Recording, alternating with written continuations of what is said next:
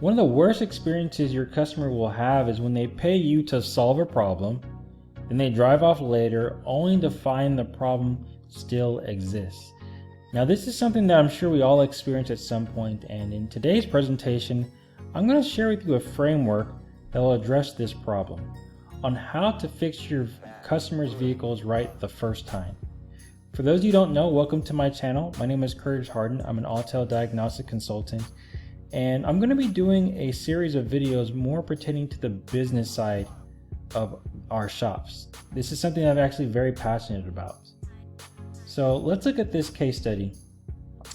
This client, I've known him for at least maybe 11 years. He owns a family-owned auto repair business, and at the time, back in the day, he was doing like Yellow Pages advertising. I told him to get out there and get on Google, because when somebody gets their car repaired, they can leave a review, and this will help them with their search engine results rankings. But over the years, I would see like inconsistencies with their ratings. Like they'll get like, a 4-star, 5-star, 4-star, then a 2-star.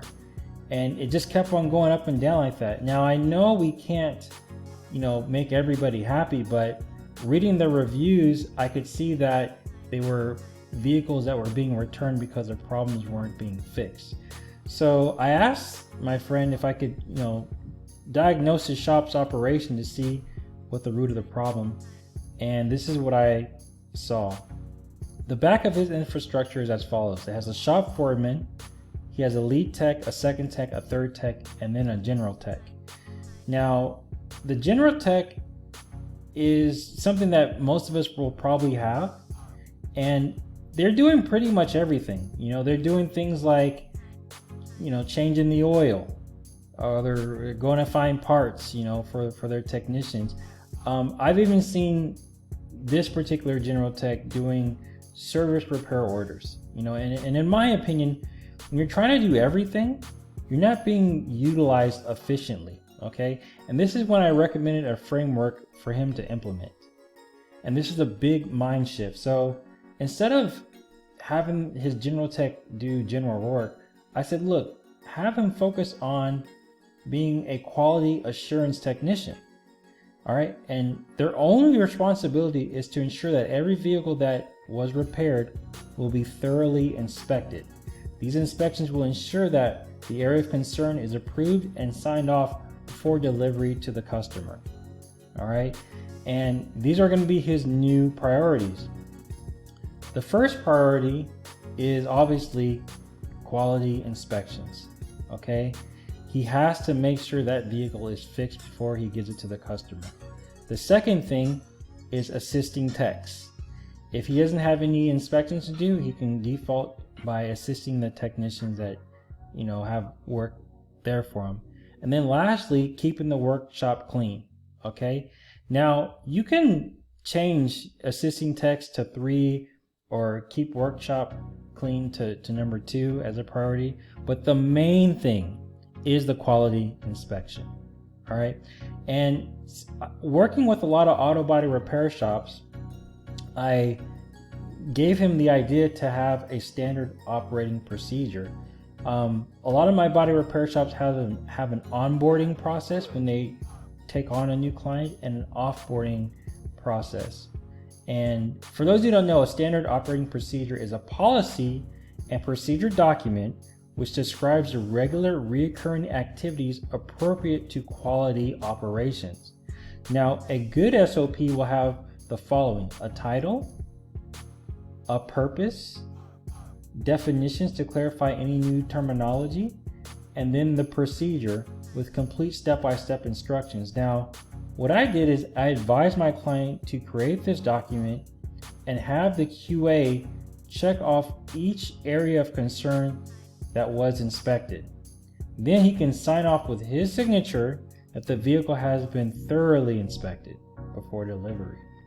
And this is the new workflow I implemented for them. So after the tech completes the repair, he's going to take it for a test drive. Once the tech takes it for a test drive, he's going to hand it over to the QA department. Now, the QA department is going to handle the area of concern. They're going to inspect that, but they can do things like making sure that the seat is placed in the right settings. The radio, if it's, what if the tech had it on a rap station and the client had it on a classical station, to make sure those settings are a thing. And then he can also do things like a little micro clean, just maybe vacuum the floor, or just do something small just to make the client feel more appreciated. After the inspection, the QA is going to then take it for a test drive, the second test drive. Now, let's say the tech takes it for a test drive and then all of a sudden he finds that the problem still persists. If that's the case, there's a workflow for that too. First, we need to report it to the service writer, okay? Then the service writer will document it and then send it to the technician to address the issue. Then after the issue has been rectified, then the tech is going to send it back to the QA for the test drive. Now my client asked me, he said, Kurt, why can't I just have the QA just talk to the technician and tell them the problem right then and there? Well, this is why I don't recommend it. Most of the time, what I've seen, and I've seen this, the techs just want to get the cars in and out. Of course they want to get it fixed, but they want the cars in and out. So let's just say, for example, a check engine light comes on or an airbag light comes on. Sometimes, and as I said, I have seen this, they'll just get a diagnostic tool, plug it into the car, and then delete the error code or the check engine light. Then the customer picks up the car and then they're driving, and then all of a sudden it comes back on again. Then the customer is going to call the service writer and complain. Meanwhile, he had no idea that problem ever, persisted, So this is a break in communication, and it makes the service writer look stupid, and it makes your shop reputation look, bad. So as I said before, the process is as follows. The QA will report the issue to the service writer. Then the service writer will document it and hand over the customer work order file to the tech. Once the tech fixes the problem, he will then take the customer work order file and then send it to the QA department clipboard holder. All right. Now, once it's on this clipboard holder, this will trigger him to physically pick up the clipboard and reconduct the second test drive. All right. And having this framework of quality assurance, having this mindset will have a positive effect on your customer's experience, since you found the problem before they did. So to summarize everything, number one, don't allow your customer to discover the problem after delivery. You need to have a system in place where you do that. Okay. Number two, make sure your general tech focuses on quality assurance and not the repair. You have a foreman, you have lead techs, let them focus on that, and then just focus on the quality assurance. Okay. And then lastly, develop a standard operating procedure for the QA technician. This way, he doesn't have to guess what needs to be done. He can look at the area of concern, but have him go through, did you check the radio? Did you check the seats? Did you check, etc. You guys get the point.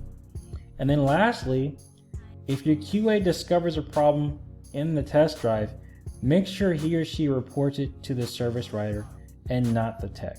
Okay, so that's it, guys. I hope you found value in this presentation. Comment, like, subscribe, and take care. Talk to you later. Bye.